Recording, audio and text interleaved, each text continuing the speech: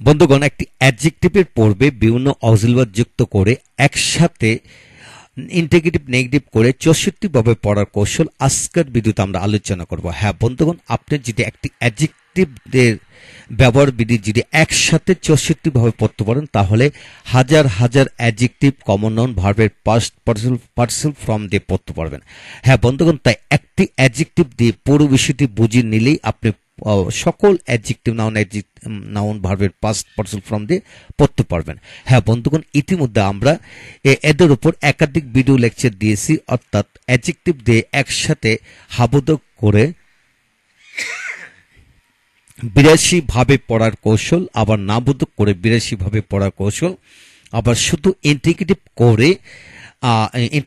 করে 67 ভাবে পড়ার কৌশল আমরা ইতিমধ্যে আলোচনা করেছি। যারা ওই সকল ভিডিওগুলো দেখেননি তারা অবশ্যই ওই সকল ভিডিওগুলো দেখার পর এই বিষয়টা আপনার কাছে খুবই ইজি হয়ে যাবে। তারপর আসেন যে এই বিষয়টাকে নিয়ে আজকে আমরা আলোচনা করব, তাই ভিডিওটি শেষ পর্যন্ত দেখুন এবং পিছনে ভিডিওগুলো যদি দেখে না থাকেন তাহলে অবশ্যই দেখে নেবেন, তাহলে সহজ হবে পড়তে। আজকের ভিডিওটি খান মেথড এ complete book of written spoken English grammar এই বই থেকে নেওয়া হয়েছে। এই বইটি সম্পূর্ণ বাংলা অর্থ সহকারে ভিডিও লেকচার আলোকে তৈরি করেছে। ইতিমধ্যে এই বইটির উপর প্রায় 550 অধিক ভিডিও লেকচার তৈরি করে ফেসবুক ইউটিউবে দেওয়া হয়েছে, সেগুলো দেখুন। আর এছাড়া যাদের পুরো বইটির ভিডিও লেকচার দরকার তারা পেন ড্রাইভের মাধ্যমে নিতে পারবেন।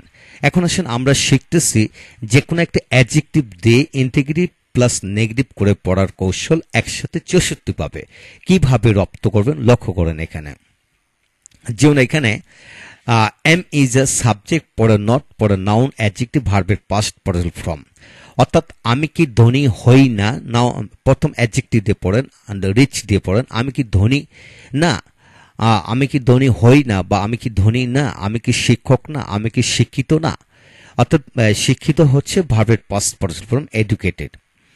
অতএব আপনি অ্যাডজেক্টিভ দিয়ে আগে পড়েন, আমি কি ধনী হই না, তুমি কি ধনী হও না, সে কি ধনী হয় না, আপনি কি ধনী না, আপনি কি ধনী না।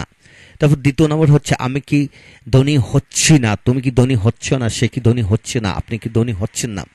তারপর তৃতীয় নম্বর হচ্ছে হ্যাভেজ দিয়ে ব্যবহার, যে আমি কি ধনী হয়েছি না, তুমি কি ধনী হয়েছো না, সে কি ধনী হয়েছে না, বা আপনি কি ধনী হয়েছেন না। তো 4 নম্বর হচ্ছে হ্যাভেজ সাবজেক্ট নট বিন বিং, আমি কি কিছুদিন ধরে ধনী হচ্ছি না, সে কি কিছুদিন ধরে ধনী হচ্ছে না, আপনি কি কিছুদিন ধরে ধনী হচ্ছেন না। তারপর 5 নম্বর হলো ওয়াজার সাবজেক্ট নট দিয়ে পড়বেন, যে আমি কি ধনী ছিলাম না, সে কি ধনী ছিল না, আপনি কি ধনী ছিলেন না, এইভাবে পড়বেন। তারপরে ওয়াজের পরে সাবজেক্ট নট বিং দিয়ে পড়লে হবে আমি কি ধনী হচ্ছিলাম না, সে কি ধনী হচ্ছিল না, আপনি কি ধনী হচ্ছিলেন না। এইভাবে টেন্সের আলোকে আপনি আমি তুমি সে তারা দিয়ে প্রথম লিখে পড়েন। তারপর এটাকে আপনি সিঙ্গেল হিসেবে পড়েন শুধু আমি দিয়ে, যেমন আমি কি ধনী না, আমি কি ধনী হচ্ছে না, আমি কি ধনী হয়েছি না, আমি কি কিছুদিন ধরে ধনী হচ্ছি না, আমি কি ধনী ছিলাম না, হচ্ছিলাম না, হয়েছিলাম কিছুদিন ধরে ধনী হচ্ছিলাম না, আমি কি ধনী হইব না, হইতে থাকবো না, হয়ে থাকবো না, কিছুদিন ধরে ধনী হইতে থাকবো না। ঠিক একইভাবে তুমি কি ধনী না, ধনী হচ্ছ না, ধনী হয়েছ না, তুমি কি কিছুদিন ধরে ধনী হচ্ছ না, তুমি কি ধনী ছিলে না, হচ্ছিলে না, হয়েছিল না। এইভাবে আমি তুমি সেটা আপনি দিয়ে যে কোনো প্রণয়ন দিয়ে আপনি এইভাবে বাংলাটাকে আগে লিখে রপ্ত করবেন।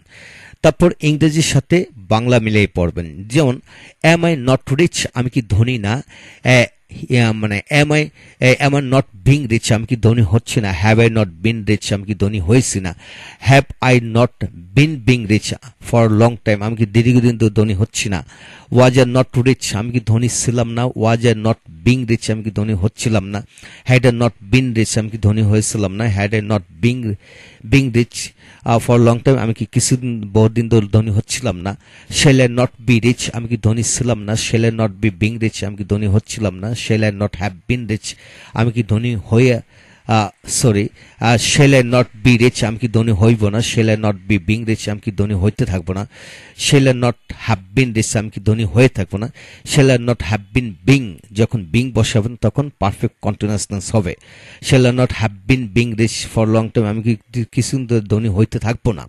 হ্যাঁ বন্ধুগণ, এই হলো টেন্সের আলোকে আপনি 24টি করে পড়তে পারবেন যদি আই উই মানে এম ইজ আর সবগুলো ব্যবহার যুক্ত করেন।